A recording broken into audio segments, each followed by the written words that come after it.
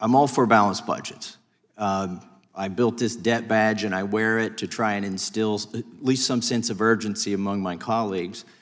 I gave one to every freshman member of Congress, and the only member who wears one is a Democrat because he wants to show how much the debt's going up under the Republicans. And he has a fair point. You know, I think the balanced budget amendment is one of those things that sounds good on the surface, but it's the exceptions that are written into it that get you. In fact, I voted against the balanced budget amendment when it came to the floor several years ago, and I'll tell you why. It said that if if both chambers of Congress vote with at least 60% of the members, they can undo the balanced budget amendment. That was the exception. Well, just a few legislative days prior to voting on the balanced budget amendment, we had just passed an omnibus with over 60% of the House voting for it, and obviously over 60% of the Senate voting for it. So when Mr. Biggs, our colleague on the Judiciary Committee, offered a balanced budget amendment, he suggested the threshold should be 2/3. So I went back and looked from 2016 until 2026 at all the CRs that have passed the House and the Senate and all the omnibus bills that have passed the House and the Senate. And it turns out that 11 of the 16 CRs passed with more than 2/3 vote in the House, and 14 of the 16 CRs passed with more than 2/3 vote in the Senate. The results are similar for the omnibus bills.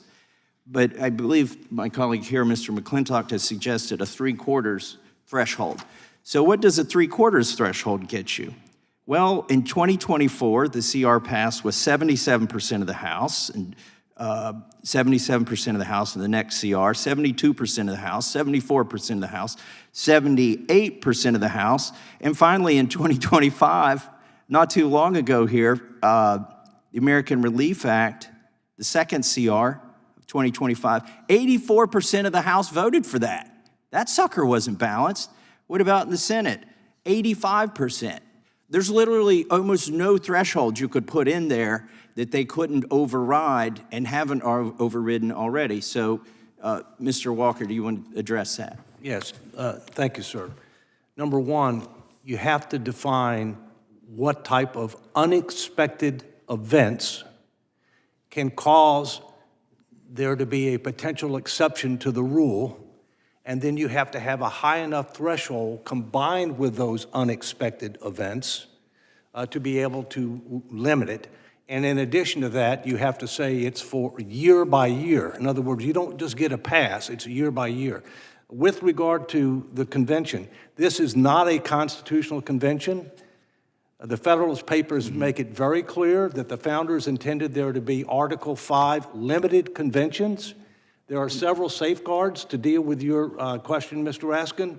Number one, a majority of the applications back in 79 and today are fiscal responsibility only.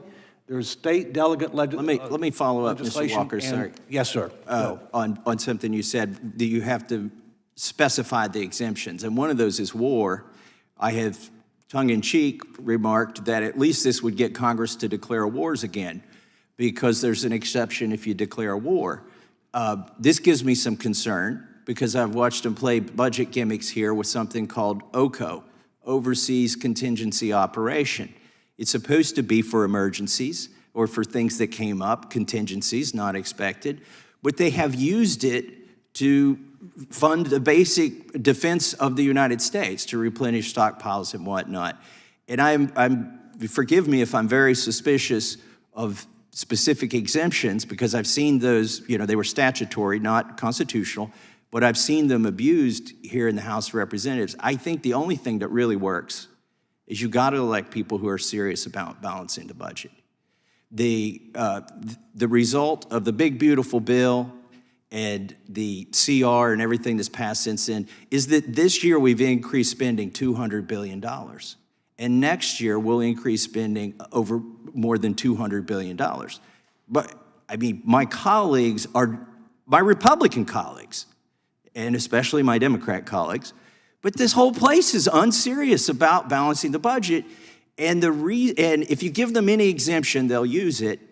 And the reason, honestly, they're not that serious about it is because they can get reelected every time by telling people they can cut their taxes and increase spending and things are going to turn out fine. Well, that is not the case. And with that, I see my time has expired.